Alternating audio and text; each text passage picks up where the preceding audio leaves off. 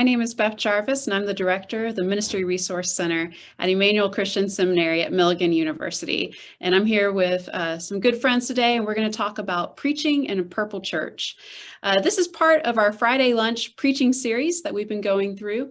We've been looking at preaching through various contexts, such as preaching as proclamation, preaching as liberation, and prophecy. And we felt like it was due to kind of take a turn, offer the special edition, and talk about preaching in our current context right after the election, and just what's with the polarization that's going through in many of our churches today. And I have some friends here with me, and we're going to talk about preaching in purple churches. So first, just let everyone introduce themselves, talk about your preaching context and the churches that you serve as well. And we will start first.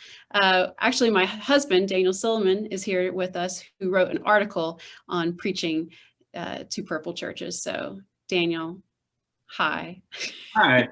Yeah, I'm Daniel Silliman. I'm Beth's husband, and I am the news editor at Christianity Today. And I reported and wrote an article for the November issue called When the Pews Are Polarized that, prompted a piece of this conversation. Laura, why don't you go ahead? Yeah, I am a teaching pastor at Southbrook Christian Church in Dayton, Ohio, which is a purple geographical area. I'm not the person up every week, which makes it a little bit of a different dynamic. I'm the person up to fill in or to bring a different voice or something like that. I'm also over our social media stuff and a lot of digital communication. So I get to see how this plays out in those kind of words too. So that's where I'm living. Yeah. It's great to have you here, Laura. Thanks. Derek. Yeah, my name's Derek, and I preach for Atlanta Christian Church. We're in Midtown Atlanta, so like a block from Georgia Tech's campus. So a lot of college kids, a lot of people from all over the place. Our church is fairly purple, although both sides don't believe that. So they find that hard. They're surprised by that, and so I'm in the middle of that. So it's interesting, but. Cool. Well, thanks so much. I just want to echo Derek's thing is that I think Southbrook is a place where everybody thinks that everybody at the church thinks like them. Mm-hmm. And what's interesting is just having some language we don't even openly talk about the fact that that we are bipartisan. So even in staying silent about it, it adds a whole different layer. Mm-hmm. I had one person, go ahead. Go. No. I had one person tell me that when churches are divided, we tend to imagine that in our heads is 50-50. And he said it's probably 80% of people are basically on the same page, and then there's 10 to 20 on either side who are really frustrated with how things are going.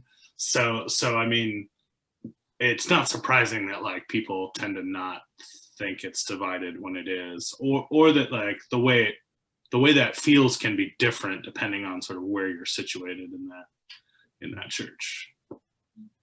Yeah.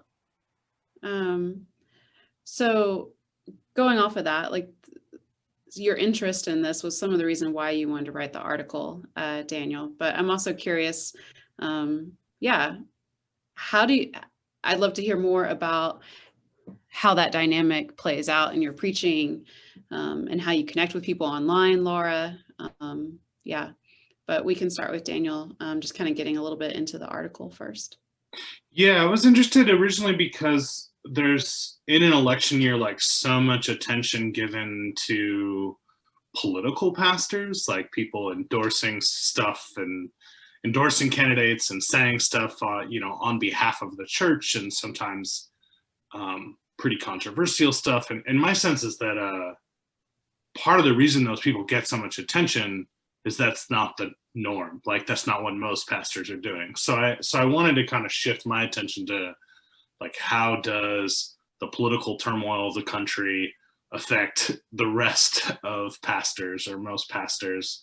And so then I started thinking about the polarization, which feels like we see everywhere,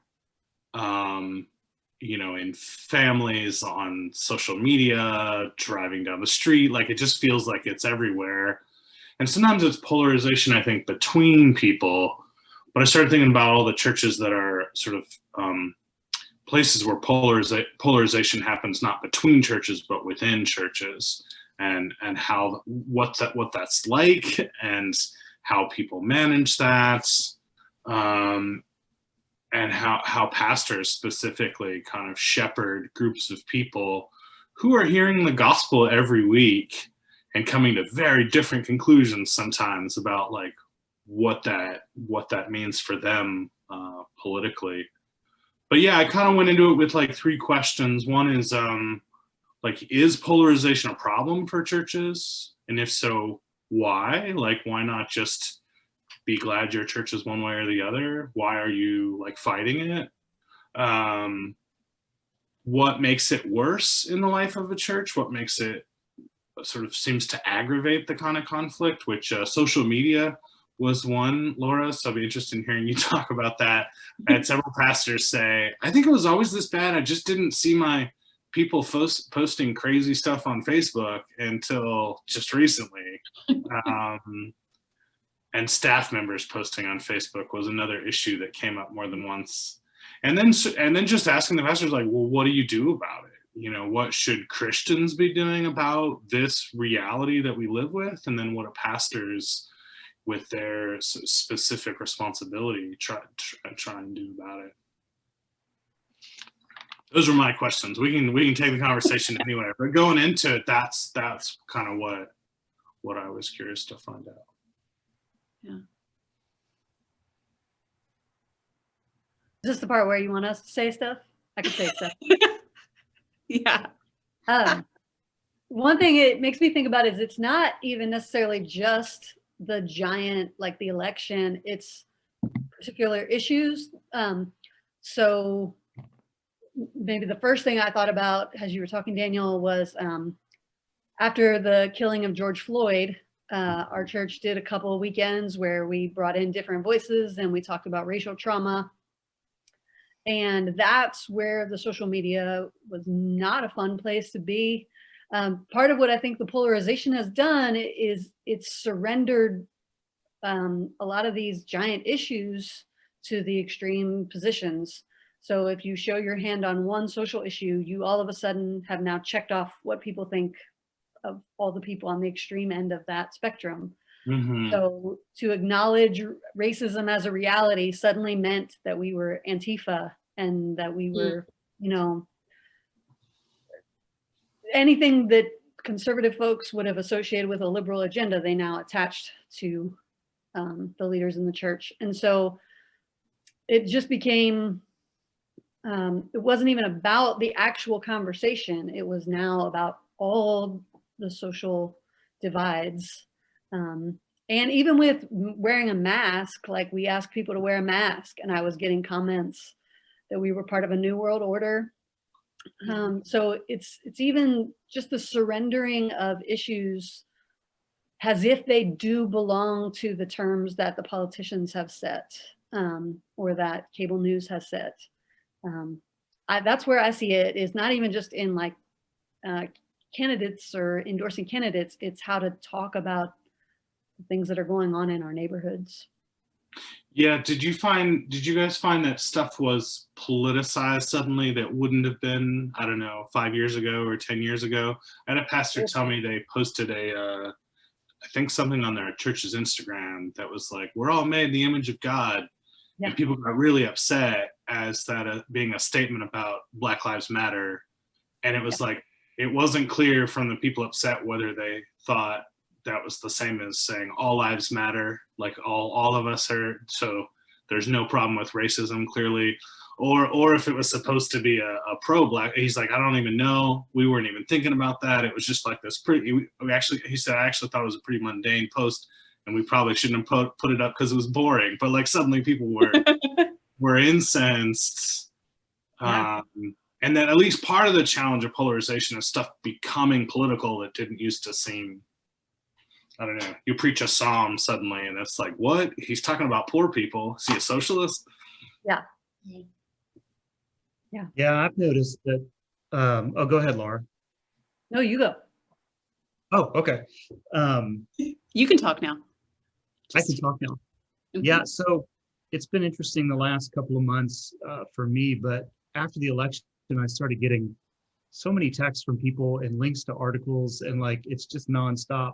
And it's tiring because it's the squeaky wheels that are getting the news. And it's like, if I've had to field one text about the right-wing Christian establishment, I've had to do 100 of them. I mean, it's just like, and trying to talk people off of, okay, well, President Trump got like, I don't know the count anymore, but like 67 million votes. Like, I know the stats on church attendance. That's not all right-wing Christians. Like, but they just assume that it's that divided. And also, I think too, with politics, like people are seeing almost everything through a political lens now, that when you get into faith discussions or even sermons, like Daniel said, people listen through that lens to whatever you're saying. And I get it, because like even some of Jesus's listeners listened to him politically, and it was frustrating for them. And we're seeing that all the time now, like it doesn't matter what the text is or the topic. It's like people hear it not through a faith grid anymore, but through a political grid. And it can be a bit frustrating, because they assume you're saying something when you're not, and Jesus tends to say things on all the sides, and people just, they can't stomach that. So kind of what the possibility of what the church could be, like this place of diversity, used to be a really attractive thing, but when it comes down to actually doing that now, it's almost sacrilege. It's like cultural blasphemy to be like a place for all people. And so we're seeing that. It's been a bit tiring for me, having to field those questions and like people just being pissed, and and it's just weird. It's a very weird time. So how conscious are you? I'm just curious, like you just said that people see everything now through a political grid versus a faith grid. And I'm just curious, like how conscious are you both of that? Like as you're writing, as you're engaging with folks, like, is that something that you're thinking about a lot? And I guess a follow-up, like, do you think it would be helpful to lean into that more? Or is that something we want to try to get people to stop doing? I feel like if you address it, you just exacerbate it. At least in my area, like if I got up and said, I need to say something to our church family about this, it would just divide it. And because everybody would hear it from their own side, whatever that is. And it doesn't matter how many times I say, I'm not taking a side, because we live in a culture now that's like, you must take a side. And so I don't know if it would work or not. So it's a big gray area. I do think it's, and again, I say this as somebody who's not up every week. So I'm constantly churning out words, but it's a little bit of a different thing. And because I'm only up like, 6 or 7 times a year, they can be like, well, that's just Laura. She's the weirdo, the regular guys who we're looking to. So it is a different flavor. But I do think it makes it even more crucial that I am very clear internally on where my authority comes from. And I physically, I know it's like so dumb, but maybe it's not dumb. I physically like take a Bible with me on stage, even when I don't have any like notes or like even just has an emotional and spiritual prop, so that I can confidently say like, I'm not making this up. This is in here. You are probably going to write me an email on Tuesday saying that the Bible is authoritative on these things. So I can rest in knowing that I'm speaking out of this place and not out of the place you think I'm speaking out of. And that's at least a little more helpful than like surrendering the terms of the disagreement. It doesn't always work, but I feel like it's a healthy internal thing that helps to say the hard things once in a while.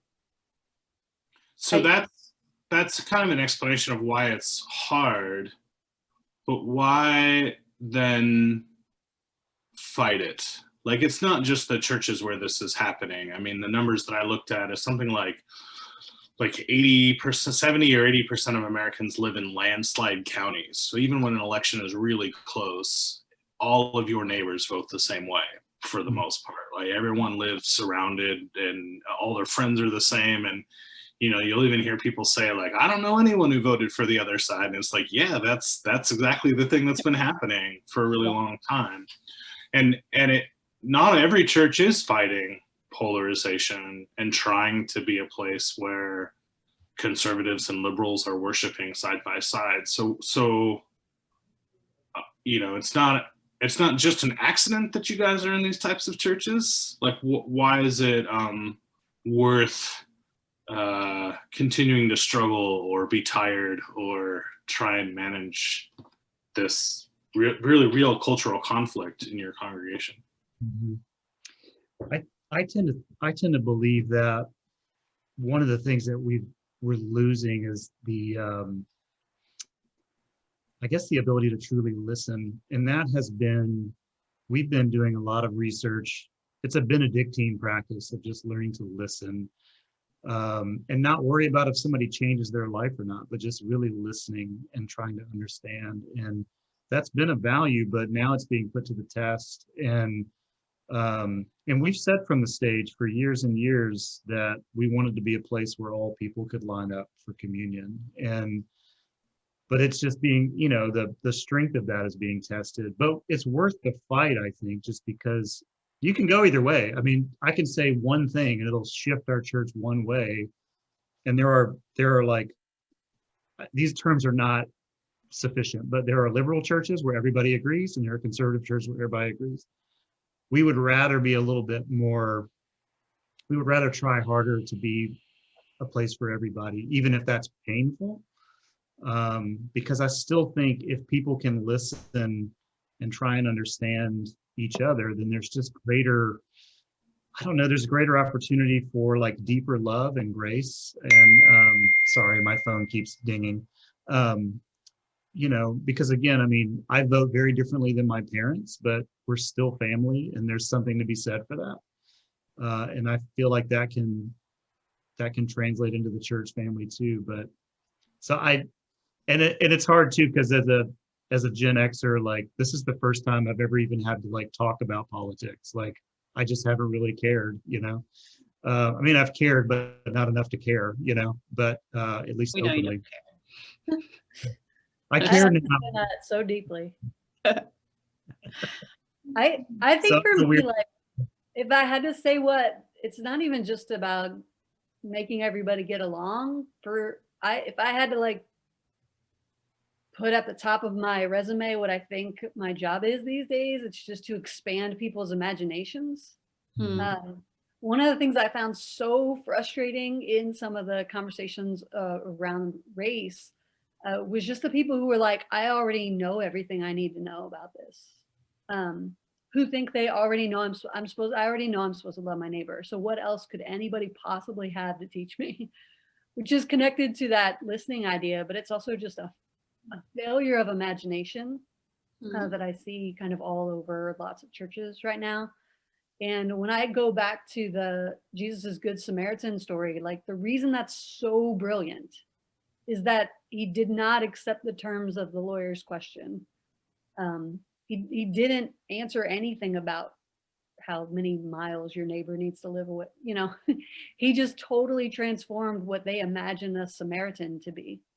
Like, he pulled this total jiu-jitsu rhetoric move, you know, like, and he burst open their imagination of what it meant to be a neighbor by using one of their perceived enemies. So to me, it's that the church is supposed to be about calling out the sacred wherever we see it. So I think we do that when we see politicians do a good thing, which happens once in a while, I'm sure, or when we see social activism or social activists, when we see them do something beautiful and call for a better world, I think the church ought to name that.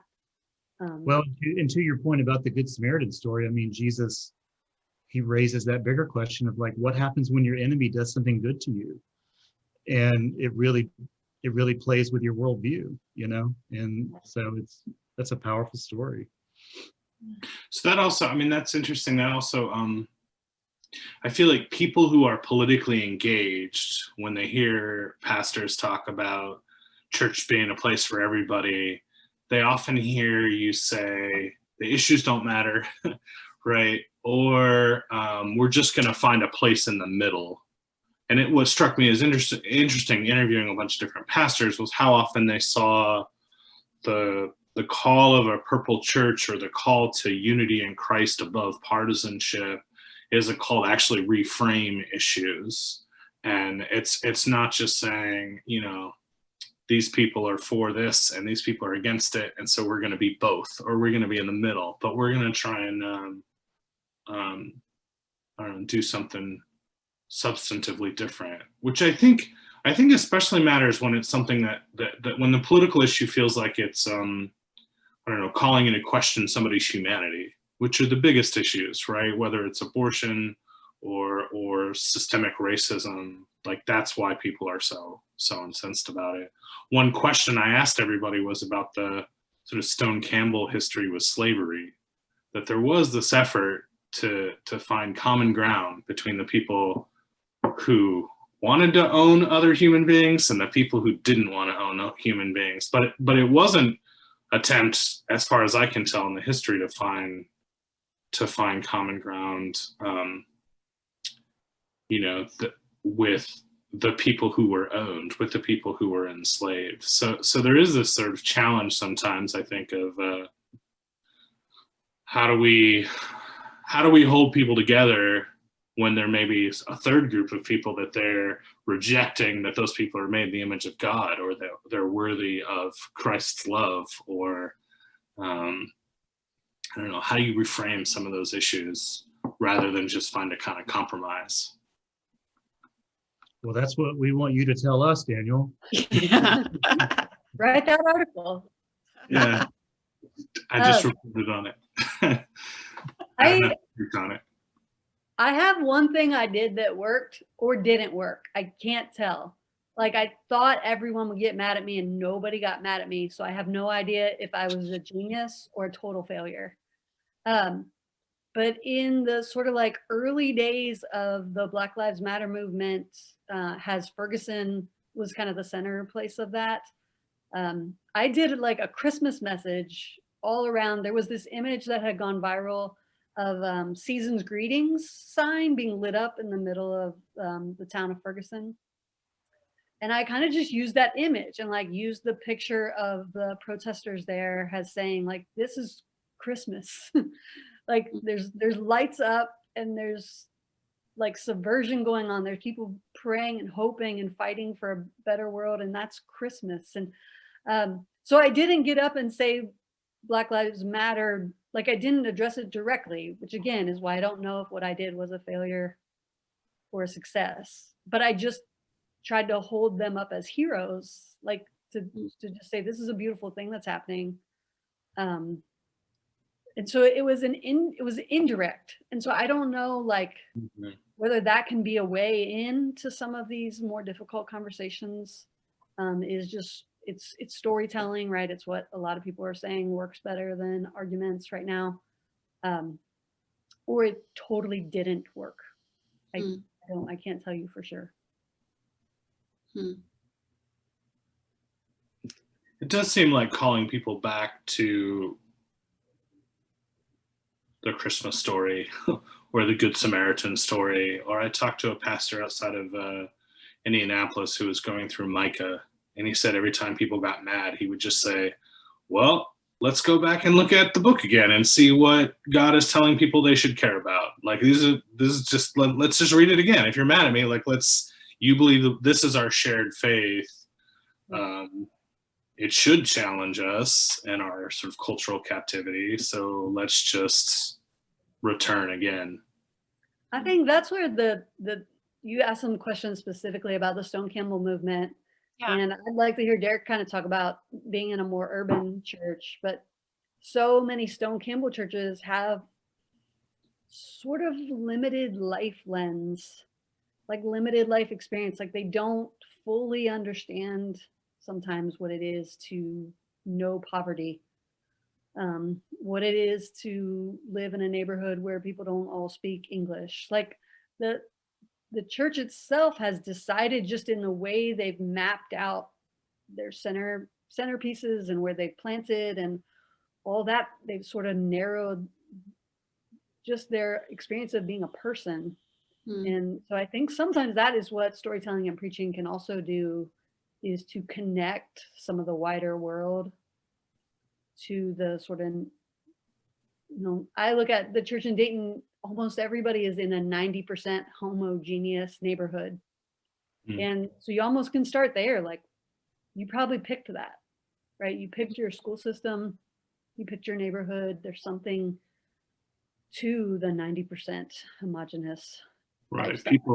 People been sorting themselves. Yes. Yeah. And part of that is the neighborhood they live in, which then determines the church they go to. Yeah. Right. Which also determines our church funding, our church planting, our schools, like all that stuff is built in. And it seems like one of the things I'm hearing from all three of you is that the challenge is not to support seeing everything through this political lens, but instead, how do we bring people back to view through a faith lens, which means they have the capacity to listen. They have the ability to imagine more than what they can see around them. And I think some of this, like you said, Laura, comes through storytelling, but also through conversation and doing some of the deep listening, like you were talking about with your church to Derek. And maybe you want to say a little bit more about your contacts in Atlanta with this. Well, Atlanta's rapidly changing. It's a majority Black city. So when we put a Black Lives Matter flag in front of our church, it was just a no-brainer. Like no one thought twice about it, or at least said anything. You know what I mean? And it does have a lot of other cultures in it, but as the fear here is that it will start sorting even more and more,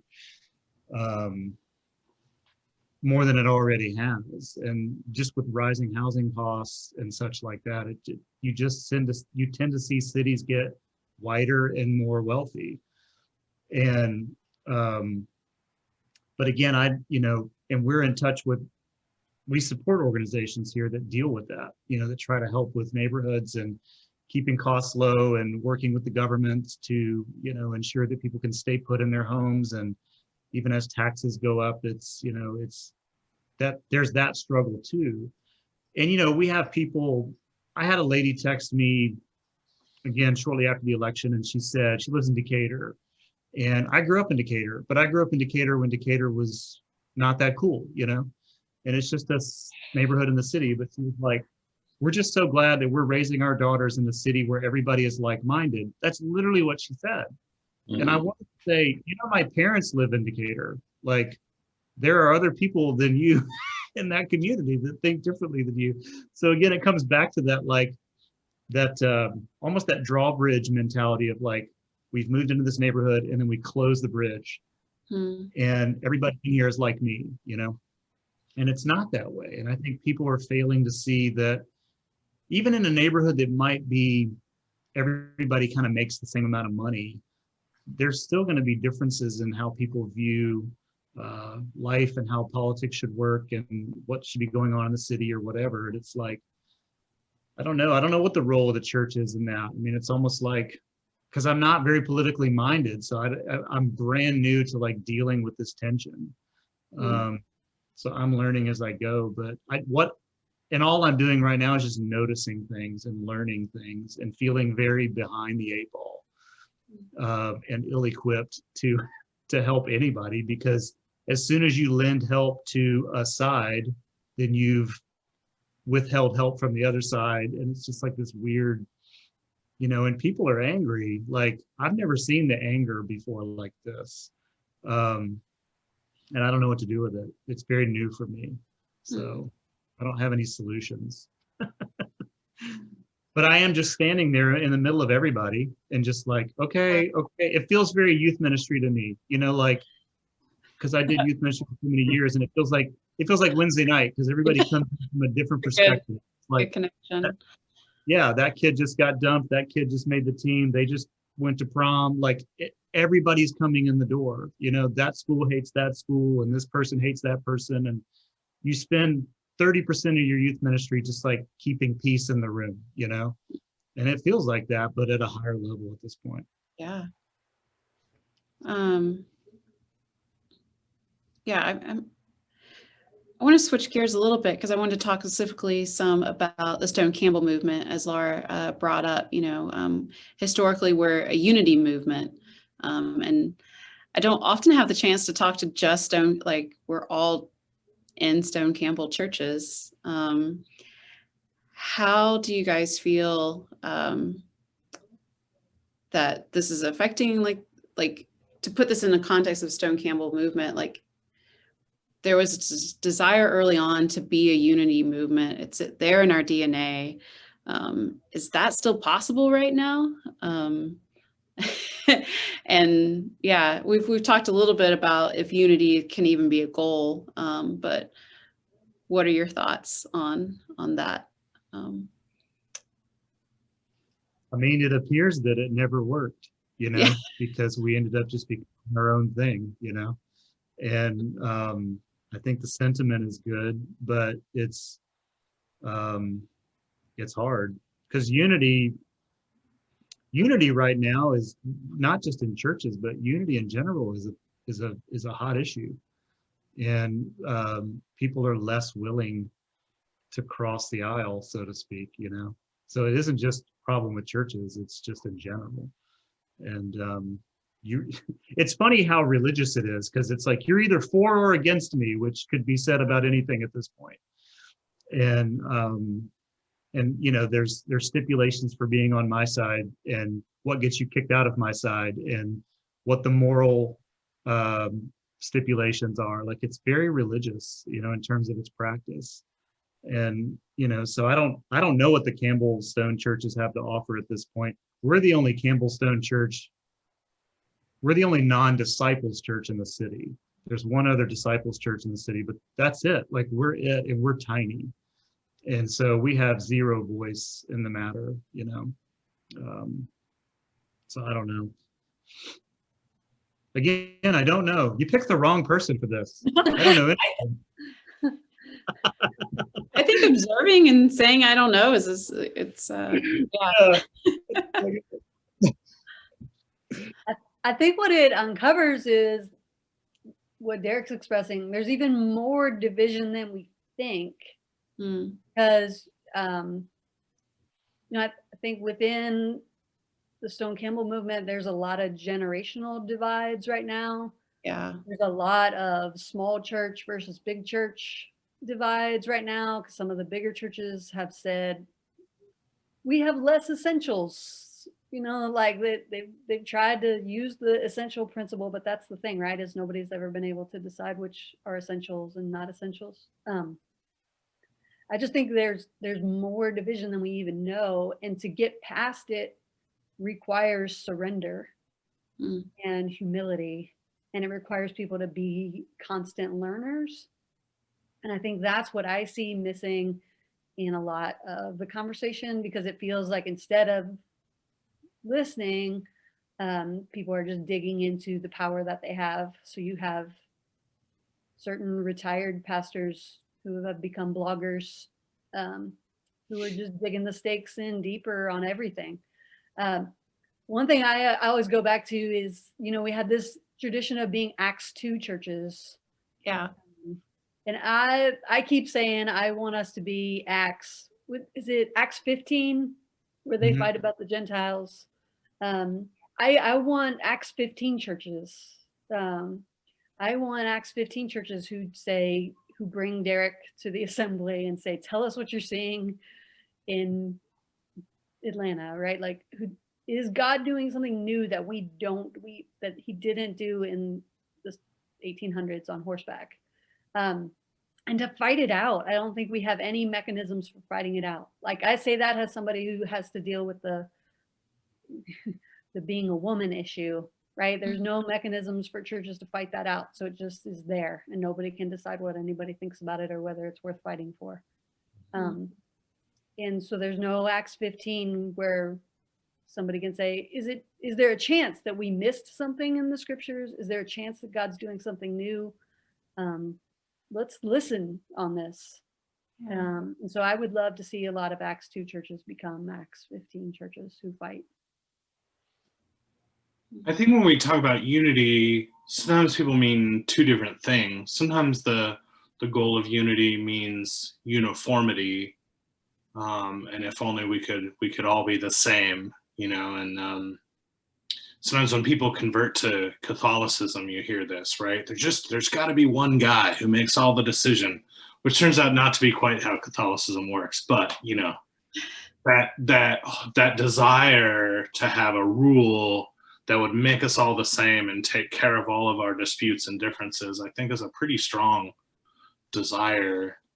But one thing that I see in the Stone Campbell movement, not everywhere, but as a kind of resource that can be used in a moment like this, is this emphasis on humility, and is this emphasis on the freedom of how God speaks to other people. And just like the belief that, like, I don't have it all worked out, I don't know all the things about everything, and someone else can have been moved by Jesus in a different way.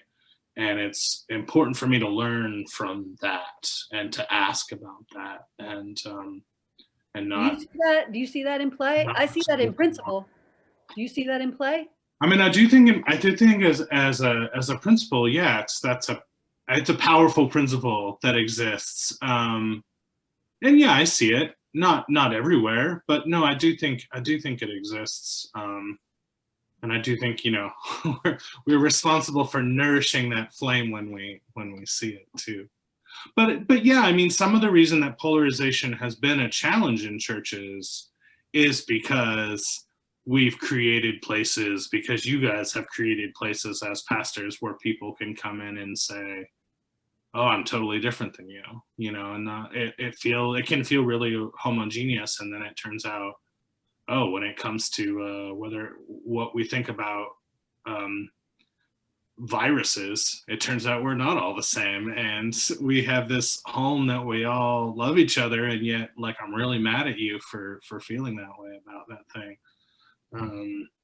Yeah. I don't know. I talked to one of the people I interviewed was Roy Lawson, who's Stone Campbell from a long time ago. He told me he first started preaching in the 50s.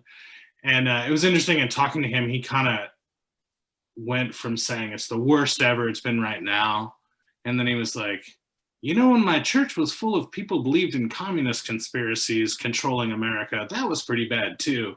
Maybe it was worse then, I don't know. There was a bunch of McCarthy people in that first church that I preached in. So I do think there's this sort of continual struggle that we deal with where in these churches, you know, in this tradition, there are people that come out a bunch of different directions, and the tradition gives us the resources to go back to the imaginative reading of scripture and the proclamation of the gospel that challenges us all to love our neighbors. Yeah, and I think the difference long ago, even thinking about growing up in church in the 80s, it's like, I went to a large church as a kid. I mean, 1,000+ people, but I didn't know what those people thought about everything because there was no media outlet to do that. And, you know, and church wasn't given to, like, you know, you had an hour, it wasn't going to be a political discussion. It was just going to be what it was. And so, but with social media now, it's just constant information, it's constant opinion, and social media always follows the same pattern. Like, something starts off just fun and innocent, but it becomes a grievance machine. And like, even Instagram is now like a grievance machine. I'm like, it's a photo app. Like, what are we doing with, like, airing our grievances all the time?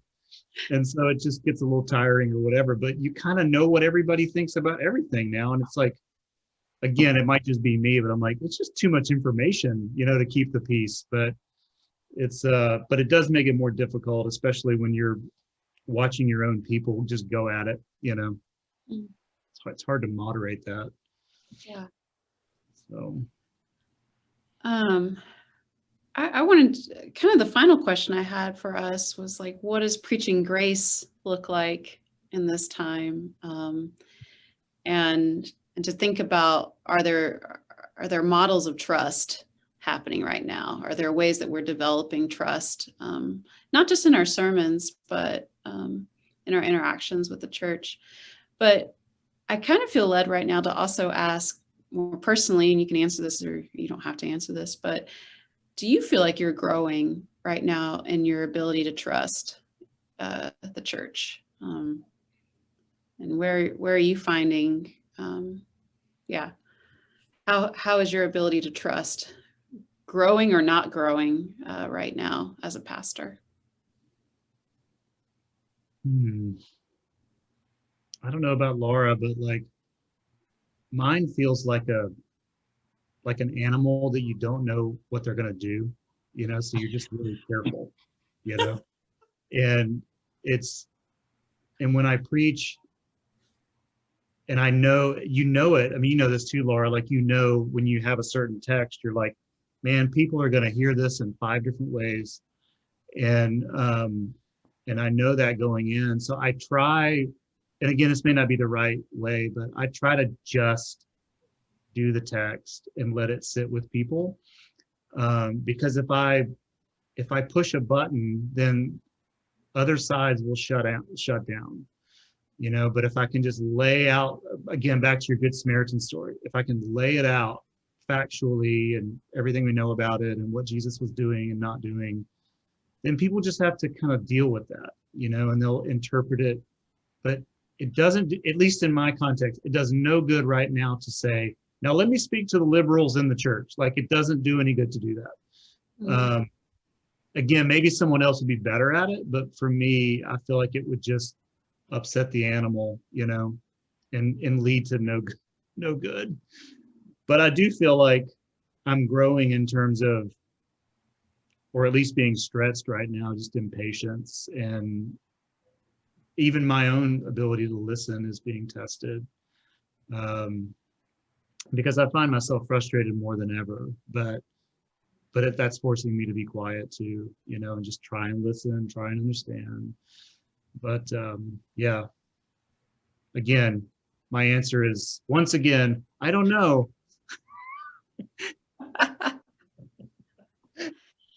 Well, it feels like, go ahead, Laura, sorry. No, you go. It feels like preaching in a purple church, to stick with the title, but like has really, it sounds like it's also cultivating the soil of virtues in you, which I know are already there, Derek. And just to encourage all of you here, like,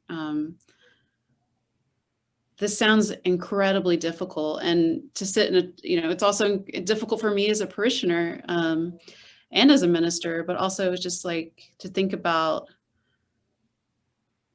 we're all being put in places that are cultivating more humility, patience, listening, grace, trust. That to me feels like the opposite of polarization. And if we can just stay on this path, I think I can get to a place that is exciting, and hopefully my congregation as well. And I don't know what that is, but to be excited about that, not about that unknowing, I think is a lot better than just saying we're unified, I guess. Because what does that mean? But as we've been talking about, but if I can get to a place where I say, no, I really trust you, that feels different to me. And that to me feels like the possibility of purple churches, is to be able to say that in a unique way, in a unique space. And I think not being, at least, I don't know what it's like in Dayton right now, but like, we're not meeting, we haven't met since March, and not for us, like the way communion is served for us as people line up and come forward, like it's a visual reminder of the unity, even if it doesn't exist in everybody's mind, there's at least this participation in a visual. And we don't have that anymore, you know? And at first I didn't think it mattered, but now more and more I feel like it matters, you know? And we're not seeing that. So, because that's the thing, that's the main thing we point to in the service. It's like, this is why we're here, so we can all line up and remember that we all need this, you know? So. Yeah, I was going to say, I think proximity is an issue, certainly right now, but it's always there a little bit. I think serving Southbrook is in a non-plague year, you know, 6,000 people or so, along with the 4,000 people who come every once a month or something. You know, it's that wild window of a bigger church that, so you don't have proximity. Like, so when you ask, like, do I trust people? I trust that in a community where people know each other, that these things can work themselves out. In a more nebulous community where the door does feel like it's revolving, it's harder to work it out. You know, I have fought with my family about politics since I was like in middle school. And that's what I did. It's what they did. It's what we did. And that was okay. Like, nobody stomped out. Nobody didn't come home for Thanksgiving. Like, it was just okay to fight with them over politics. And like, I have spent the last few years, like, taking care of them under a presidency that we voted differently for, right? So there was something like physical about having to physically care for each other in the midst of this polarization.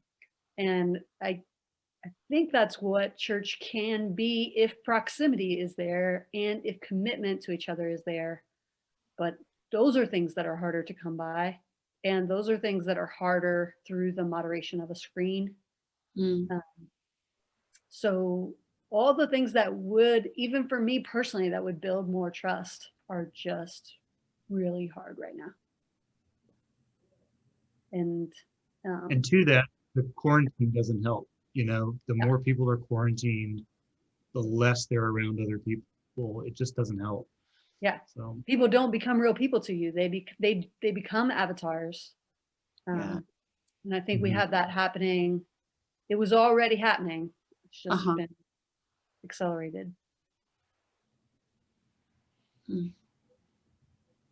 Yeah, I know there's a lot of people that I like in person and I don't like through the screen.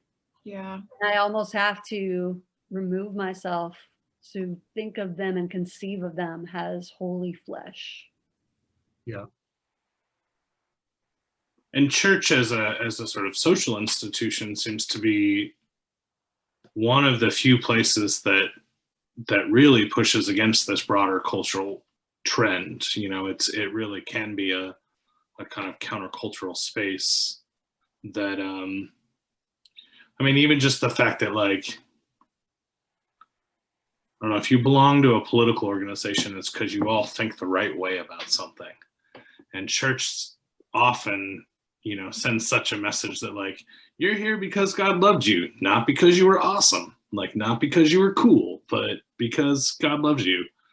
And I do think there's a mission for churches as culture, as American culture doesn't show any signs of getting less polarized. You know, maybe it'll calm down slightly for a month before ratcheting before the next thing or whatever. But like, there is a pretty broad trend that we're seeing that's been going for a while.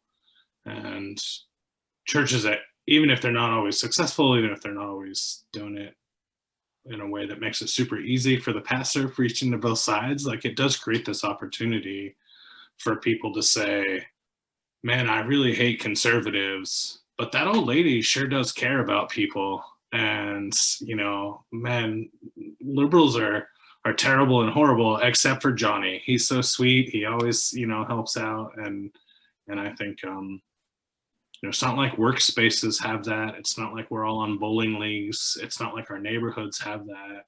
And not every church has it, but church at least has this potential for being a space that helps us see the humanity of other people in our communities. That's well put. That's what it meant for me growing up in the Stone Campbell movement. It wasn't like a unity or the essentials. It was the church of exceptions. Like, I can't tell you how many times like someone would be like, yeah, but that's Carol, or that's Beth. So we're going to do it this way and take in that person. And this is going to happen this way. And which has problems.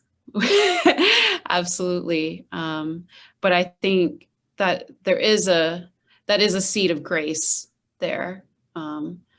And that has helped me stay in the church, to be an exception myself, and also to see other exceptions.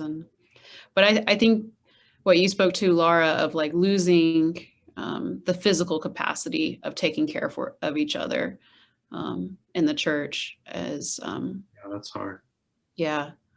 And like you said, Derek, watching people take communion. I mean, I miss watching people sing, and there were just so many times I would look at someone and go, God, give me faith like them. And I had no idea how they voted. It's just watching someone take communion and sing, I think can increase that capacity. And so you're both right. Like, it's a struggle right now because we've lost that, and that has affected our imagination, is what it sounds like. And so maybe as we think about preaching and online services, we can kind of take maybe some of these things into effect with how we form our services and think about the messages moving forward. And I don't know what that looks like, but yeah. How would you encourage someone right now who maybe this is their first year in ministry, which I think about from time to time, like, wow, you just got a church and it's 2020. And you're a senior pastor in a church and it's 2020. How would you encourage someone right now to preach grace, to continue to find ways to trust their church? What's been helpful for you? I would steal a story. Okay. Can I steal a story as my answer to this? Yeah. I have been haunted by, I think it was an episode of This American Life where they talked about the show Somalian Idol. Mm-hmm. Does anybody nod their head, maybe know the story? So it was during some regime change in Somalia where they were trying to move into like a freer society, and they had a bunch of rules around singing, actually. And so as a way of like changing society, they had their own TV show of Somalian Idol.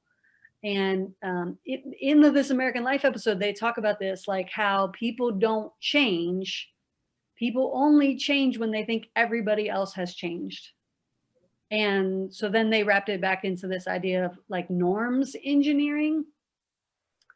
And I kept thinking about like, oh, that's what the church it is, even if it doesn't use that language, that they were trying to change the perception that you were now free to sing. And so instead of just telling people you are now free to sing, they tried to like start this phenomenon that would just change the mood and the spirit. And I get haunted by that all the time, that people might not change, but they will change if they think everybody else has changed. And that maybe that is what the church is in the business of, is this is norm engineering to where grace would be the rule instead of anger, which seems to be the rule. So I would maybe give them that picture of what church could be. I agree. And I think to your point and to Daniel's point a minute ago, like working harder on making sure there's more conversations between people so that those walls can come down a little bit. Because just as Daniel was saying, it's so true. Like, I see it here, I see it everywhere. Like, I hate liberals, but like you said, but that one person is so nice to me and fixed my car or whatever. See what I did? I made the liberal able to fix the car. That was interesting. My mind is Yeah, blown. I think, yeah, wow, that's way outside the box. But I think I would just work more intentionally about that task, about making sure that we're creating more spaces for people to talk and get to know each other and serve each other, and less time worrying about how good the sermon's going to be as far as these issues go. I think those don't work as well as we think they do. But they can, but to Laura's point, the sermons can become tracers to things that are happening, like stories about reconciliation, stories about norms that are changing. And so the sermon really just points at things that are true and are happening in your midst, as opposed to like trying to make the change with the sermon. I've found that to be almost useless, but more a reinforcer than it is like a change agent. So That's good. That's good. That's helpful. That's good stuff. yeah. Well, thank you so much for taking time for this conversation, Daniel. The article and your research as historians this is pretty much what we talk about at dinner at night. So thanks, guys, for coming into our dinner conversation. And Derek and Laura, just your friendship and support as ministers is an honor to have in my life, and it's humbling, and I'm just really grateful for both of you. So thank you. Thanks for having us. Thanks for hosting. Appreciate it.